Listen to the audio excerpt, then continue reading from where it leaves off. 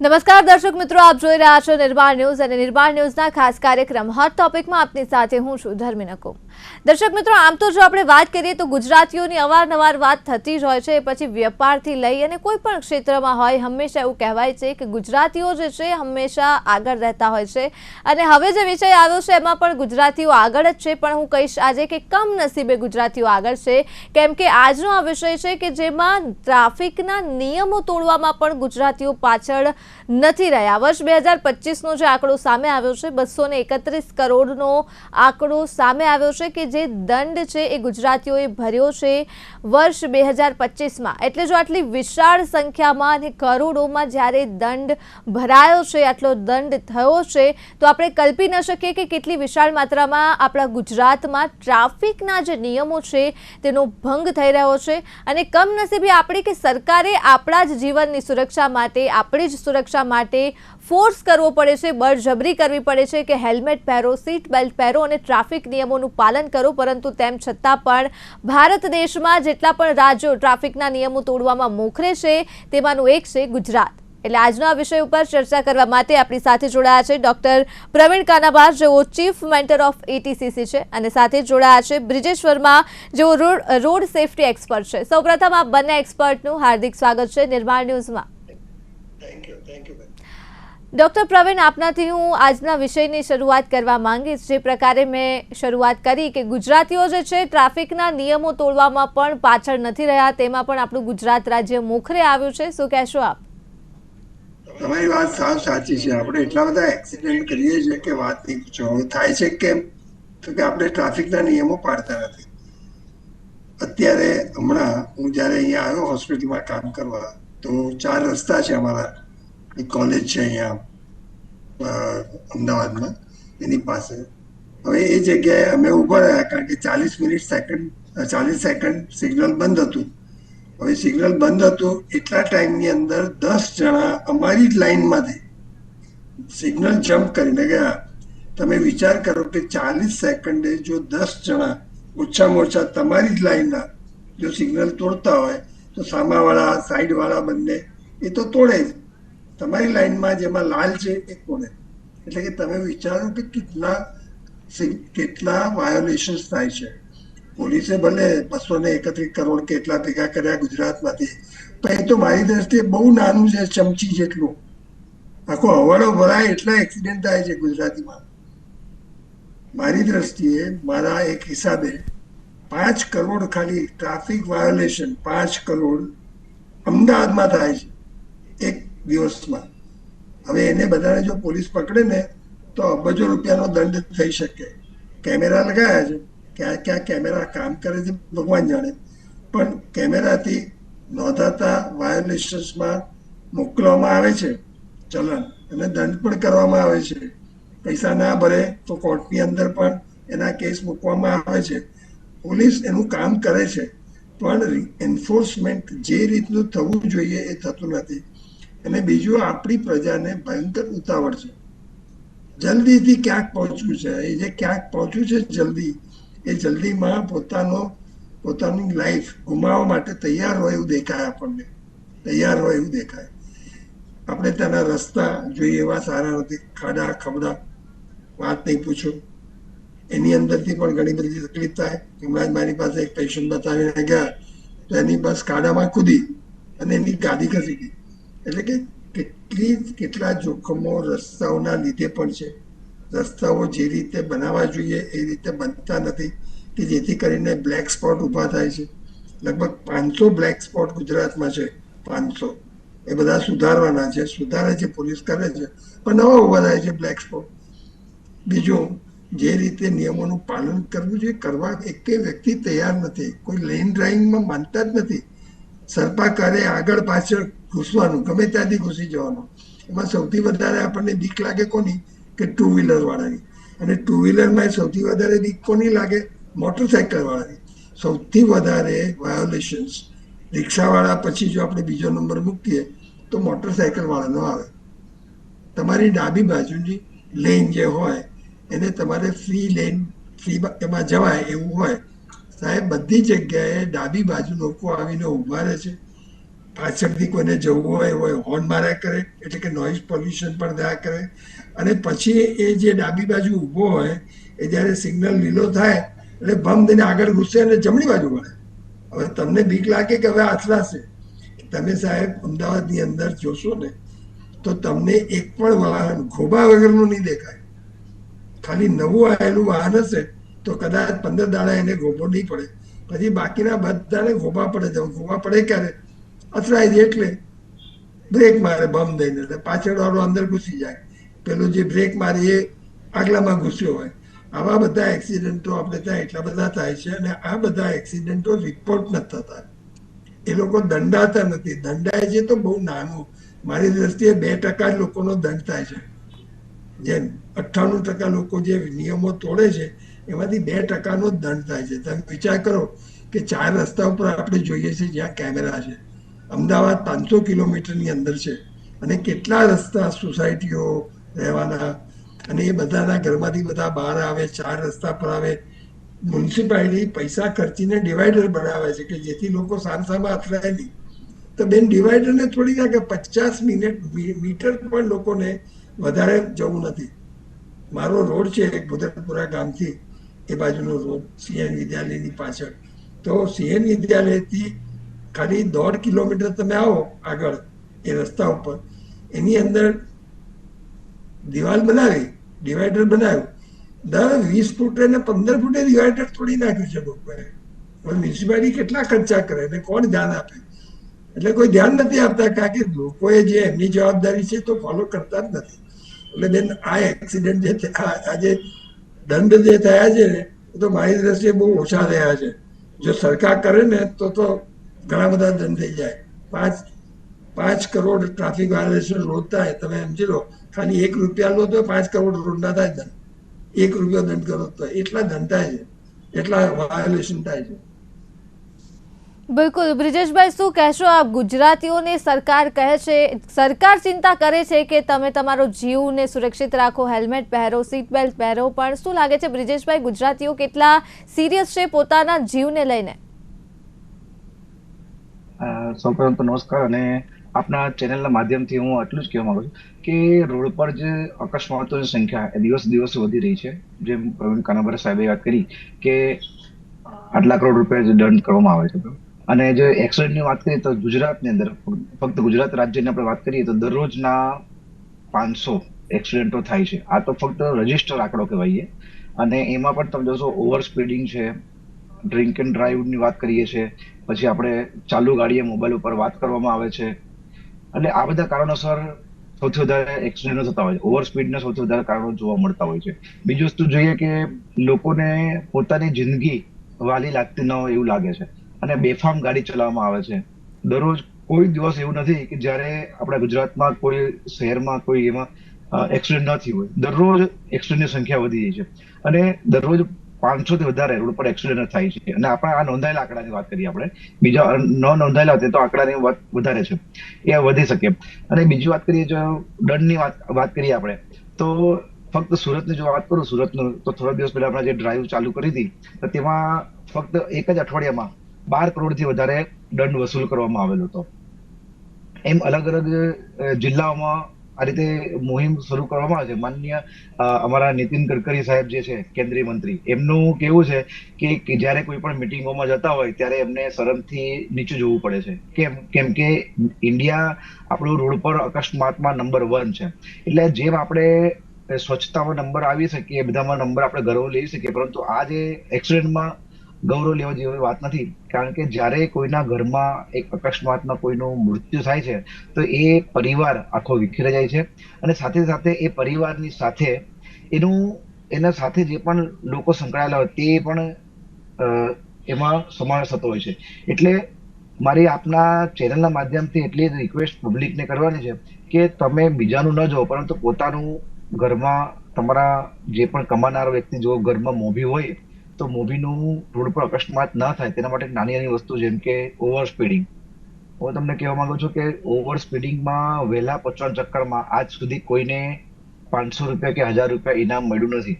આપણે કોઈ જગ્યાએ વહેલા પહોંચી ગયા હોય તો કોઈને પણ આજ સુધી 10,000 કે 500 રૂપિયા મળ્યા કોઈ નથી મળતા. તેમ છતાં લોકો ઓવર સ્પીડિંગમાં ગાડી ચલાવશે, રોંગ સાઈડમાં ગાડી લઈને આવશે, ચાલુ ગાડી પર મોબાઈલ પર વાતો કરશે, અને આ બધા કારણોસર અકસ્માતોની સંખ્યા પણ વધે છે, અને સાથે સાથે જે દંડની અમાઉન્ટ છે તે પણ વધી રહી છે.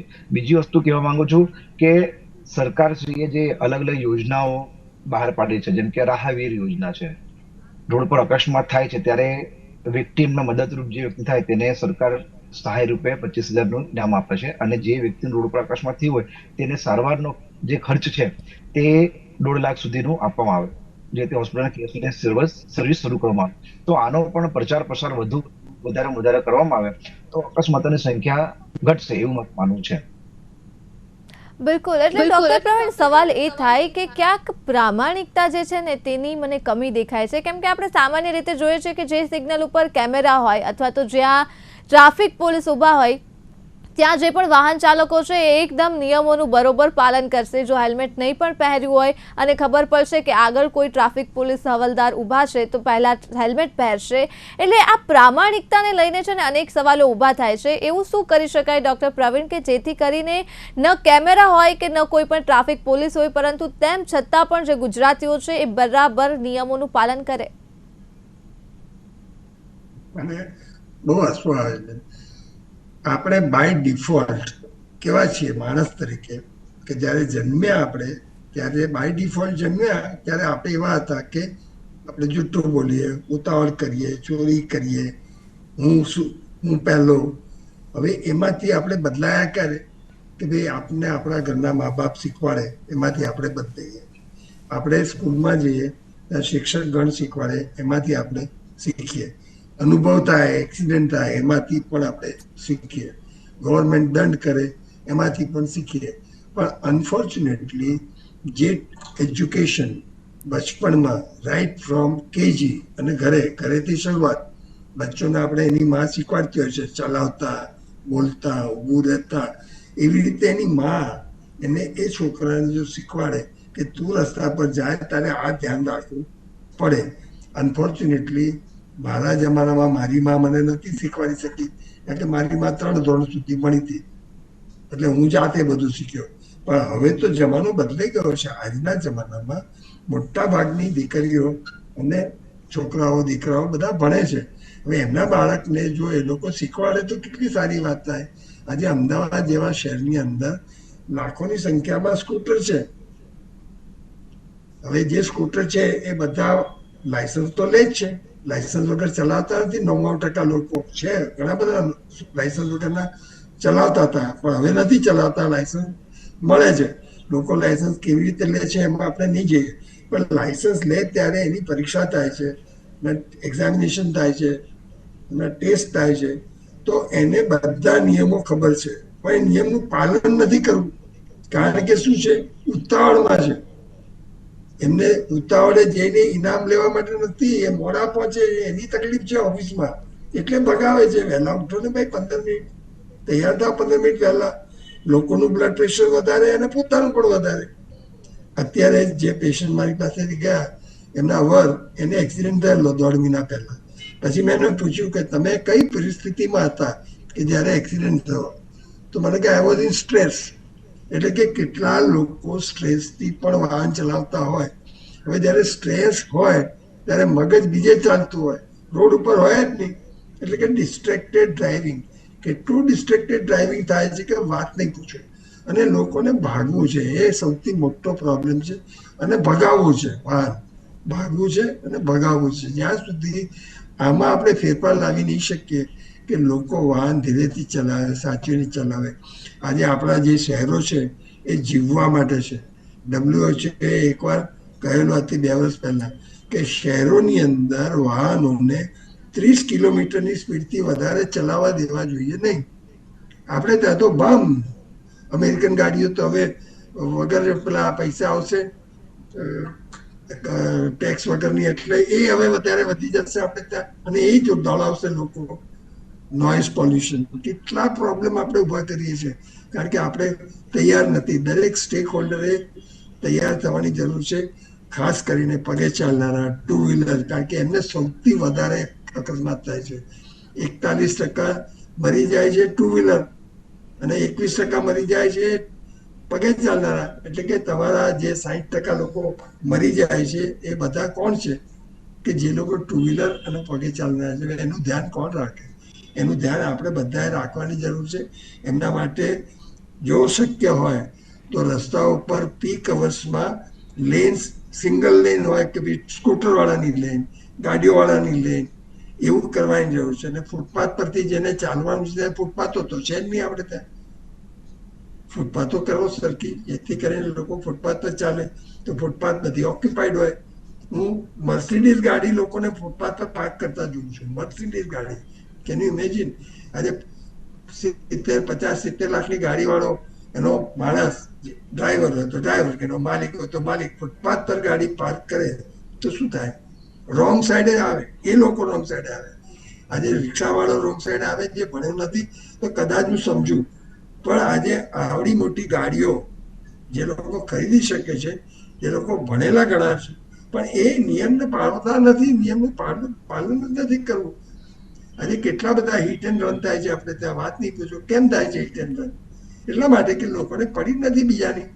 આપણે જો બધા રસ્તા પર જઈએ અને એકબીજાને પાર્ટનર ગણીએ અને એકબીજાને જીવાડવાની, જીવતા રાખવાની, રહેવા દેવાની જવાબદારી લઈએ 100%, તો શક્ય છે કે એક્સિડન્ટ ના થાય.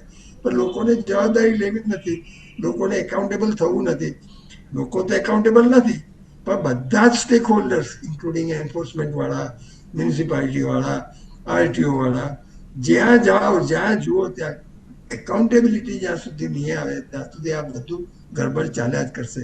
હા, આપણે પૈસા લઈશું એમની પાસેથી, એ પૈસા ક્યાં વપરાય છે એ મારે પૂછવું નથી. જે વાપરતા હોય ત્યાં સરખા જ વાપરતા હશે, આપણે હું માની લઈએ. પણ બેઝિકલી જો આપણે નિયમ ના તોડીએ તો પૈસા ક્યાં ભરવાના આવે? એ કરવાની જરૂર છે કે લોકોએ જાતે નિયમો પાડવાની જરૂર છે. તો આ પૈસા જે આટલા વધારે ને વધારે ભરવા પડે છે, કારણ કે વધારે વધારે અકસ્માત થાય છે, વધારે વધારે વાહનો વધતા જાય છે. લોકોએ પબ્લિક ટ્રાન્સપોર્ટનો ઉપયોગ કરવાની જરૂર છે.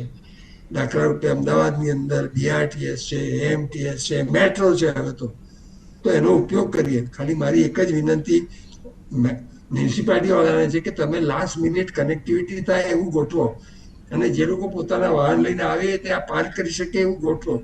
તો શક્ય છે કે આ રોડના લોકો, જે લોકો ટુ વ્હીલર વાપરે છે, સખત પ્રમાણ 76% ટુ વ્હીલર છે અમદાવાદમાં. જેટલા મોટરાઇઝ વ્હીકલ છે એમાં 76%. એ બધા જો મેટ્રો વાપરતા થાય કે બીઆરટીએસ વાપરતા થાય તો રસ્તા પર એ લોકો હોય નહીં એટલા બધા. આપણું એન્વાયરમેન્ટ પણ બગડે નહીં અને અકસ્માતો પણ ઓછા થાય અને ગુનાઓ પણ ઓછા થાય. એટલે મારી તો પ્રજાને વિનંતી છે કે આપણે મેટ્રોનો, બીઆરટીએસનો પણ બરાબર ઉપયોગ કરીએ.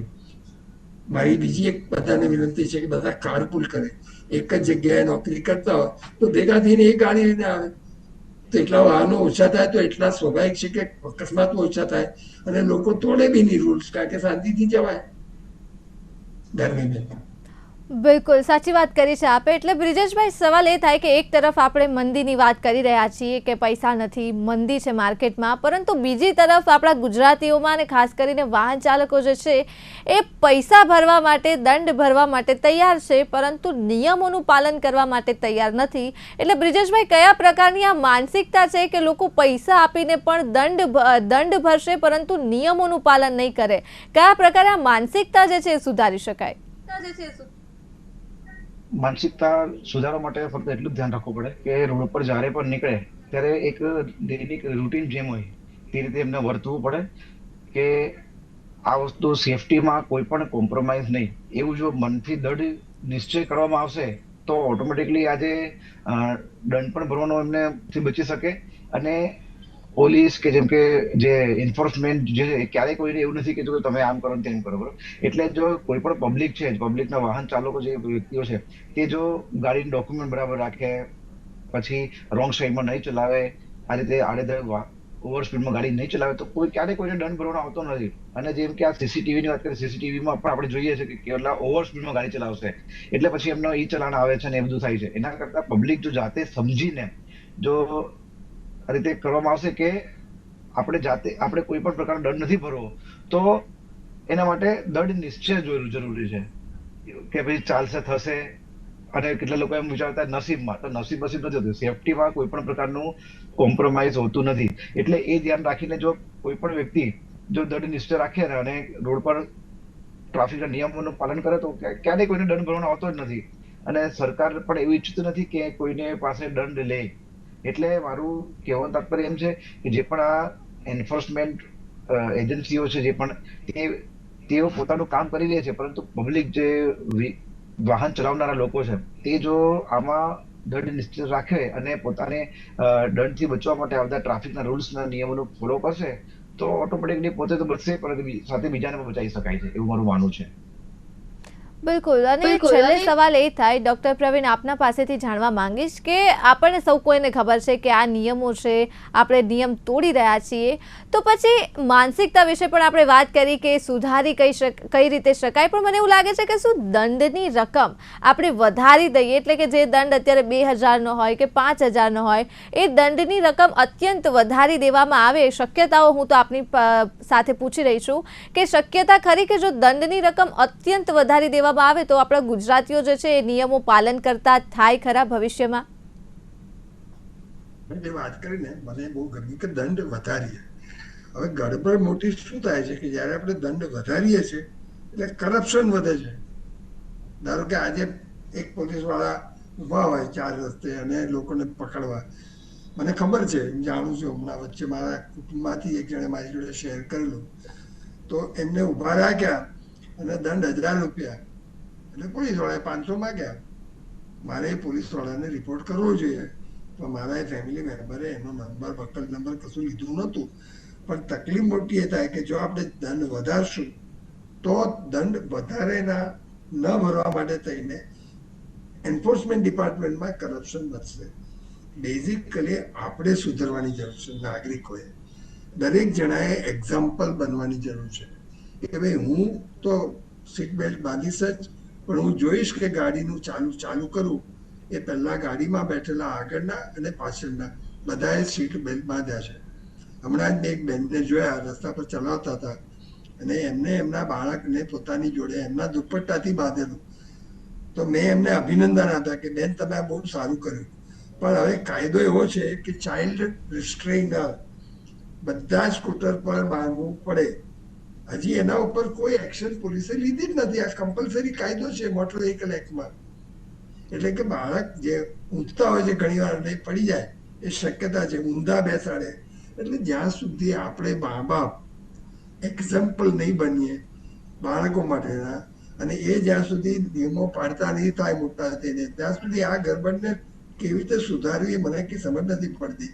હા, હું અઠવાડિયે 10 દિવસે એકાદ સ્કૂલમાં ક્યાંક અમે લોકો કરીએ છીએ રોડ સેફ્ટી અવેરનેસ પ્રોગ્રામ.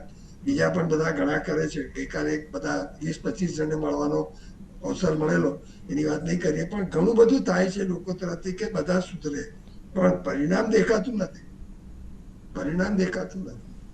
એટલે બધાએ એક્ઝામ્પલ બનવાની જરૂર છે, સુધરવાની જરૂર છે મા બાપોએ. પહેલી વાત એ ધર્મેન્દ્ર. બિલકુલ. અને બ્રિજેશભાઈ, અંતે એક સવાલ આપના પૂછવા માંગીશ કે આપણે નિયમો તો પાલન નથી કરતા, નાગરિક તરીકે તો આપણે જે છીએ નિષ્ફળ નીવડ્યા છીએ, પણ બ્રિજેશભાઈ શું લાગે છે તંત્ર તરફથી પણ કેટલીક જવાબદારીઓ હોય છે નિયમ પાલન કરાવવા માટેની? તંત્ર પણ ક્યાંક આમાં નિષ્ફળ રહ્યું છે? શું લાગે છે તંત્ર તરફથી કયા પ્રકારની પહેલ કરવામાં આવે તો આ સમસ્યાનું સમાધાન આવે? સમયનો અભાવ છે, 2 મિનિટમાં આપની પ્રતિક્રિયા. આ બાબતે જો કહું તો જે પણ એન્ફોર્સમેન્ટ એજન્સી જેમ કે ટ્રાફિકની વાત કરીએ, પોલીસ વિભાગની વાત કરીએ, આરટીઓની વાત કરીએ, અને હમણાં તો ગુજરાતમાં ગુજરાત રાજ્ય રોડ સેફ્ટી ઓથોરિટી બનાવવામાં આવેલી છે. તો એમણે અને NHI વિભાગે આ બધાએ મળીને સાથે સહિયારો પ્રયત્ન કરવો પડે. જેમ કે વાત કરીએ આપણે કોઈ જગ્યાએ ચાલે છે, એમ કે આ સ્ટ્રાઇક ચાલે, કે જેમ કે કોઈ જગ્યાએ ચાલે છે કે આ રીતે એક મુહિમ ચાલી રહી છે કે ભાઈ હેલ્મેટ વગરની કે હોર્ન વગરની હોર્ન. તો સુરતનું એક્ઝામ્પલ આપું તો સુરતના એક જગ્યાએ નહીં, બધી જગ્યાએ અલગ અલગ વિસ્તારોમાં તમે જોશો કે પોલીસ વિભાગમાં, ટ્રાફિક વિભાગમાં અલગ અલગ ઝોન હોય છે. ઝોન વાઇઝ એક સાથે એક દિવસે અને એક જ સમયે દરેક જગ્યાએ જો કરવામાં આવે તો આનું ઇફેક્ટિવલી થઈ. પરંતુ જોશું આપણે કે એક દિવસ થશે ડ્રાઈવ, બીજે દિવસ ન થાય, ત્રીજે દિવસ થશે, ચોથો દિવસ ન થાય. એટલે પબ્લિકના માઇન્ડમાં એવું થઈ ગયું છે, ઠૂસીને ભરાઈ ગયું છે કે ભાઈ પોલીસ ને જે એન્ફોર્સમેન્ટ એજન્સીઓ છે તે ફક્ત ખાલી પોતાનું ટાર્ગેટ પૂરા કરવા માટે છે. એટલે આપણે એન્ફોર્સમેન્ટ એજન્સી બધા આપણે પબ્લિક સુધી પહોંચીને એટલું જ એ કહેવાનું છે કે તમારે દંડની જરૂર નથી, અને સાથે સાથે તમે જો એન્ફોર્સમેન્ટ બરાબર કરો, જેમ કે કઈ રીતે એક્ઝામ્પલ આપું તમને કે બધી જગ્યાએ એક સાથે એક જ દિવસે થવું જોઈએ. જે ટાઈમિંગ હોય તો બધી જગ્યાએ સેમ જ ટાઈમ થવો જોઈએ. પછી જેમ કે સવારે કરે સાંજે ના કરે, તો જે ટાઈમિંગ જેમની ડ્યુટી હોય છે તે પ્રમાણે કામગીરી કરવામાં તો ઓટોમેટિકલી થશે આ રીતે. અને પબ્લિકની વાત કરીએ, પબ્લિકે પણ આ રીતે જો સમજવામાં આવે તો થશે. અને હું અહીંયાની વાત કરું, ગુજરાત રાજ્યની વાત કરીએ, ગુજરાત સિવાય જો બીજા રાજ્યની આપણે વાત કરીએ, મહારાષ્ટ્રમાં આપણે જઈએ છીએ તો લોકો ત્યાં જોશો તમે બધા ટ્રાફિકના રૂલ્સનું ચુસ્તપણે પાલન કરે છે, પરંતુ જેવું અહીંયા ગુજરાતમાં આવે તે પાલન નથી કરતા. એટલે એન્ફોર્સમેન્ટ પણ કડકાઈથી કરવું પડે. એ રીતે નહીં કે પછી જેમ કે સાહેબ વાત કરી કે કરપ્શન, તો ભાઈ કરપ્શન થતું હોય, પરંતુ એને પબ્લિક જો બધું નિયમો પાલન કરશે તો કરપ્શન થશે જ નહીં. પરંતુ પબ્લિક જાતે સમજવું પડે. અને જે પણ એન્ફોર્સમેન્ટ એજન્સીઓ છે તેમણે આખું ડ્રાઈવ કરવામાં આવે તો ડ્રાઈવ ચોક્કસ અને કન્ટિન્યુઅસ કરવું પડે. ફક્ત 1-2 દિવસ પૂરતું નહીં, 1 મહિનો છે તો 1 મહિનો કન્ટિન્યુઅસ કરવું પડે, જે સમય મુજબ છે, એવું મારું માનવું છે. તો આનાથી પણ ફરક પડશે. બિલકુલ, ખૂબ ખૂબ આભાર બ્રિજેશભાઈ, ડોક્ટર પ્રવીણ, આપ બંનેનો અમારી સાથે જોડાવા બદલ અને સુંદર ચર્ચા કરવા બદલ ફરી એક વખત આપ બંનેનો ખૂબ ખૂબ આભાર. તો દર્શક મિત્રો, હોટ ટોપિકમાં જે પ્રકારે ચર્ચા કરી છે આજે, આશા રાખીએ કે આપ ખાસ કરીને આપના પરિવારજનોને ધ્યાનમાં રાખો. પરિવારજનો જે છે ઘરે રાહ જોતા હોય છે, અને ખાસ ટ્રાફિકના નિયમોનું પાલન કરો, કેમ કે આપના જીવનની જે સુરક્ષા છે એ માત્ર ને માત્ર આપના જ હાથમાં છે. હાલ મને આપશો રજા. નમસ્કાર.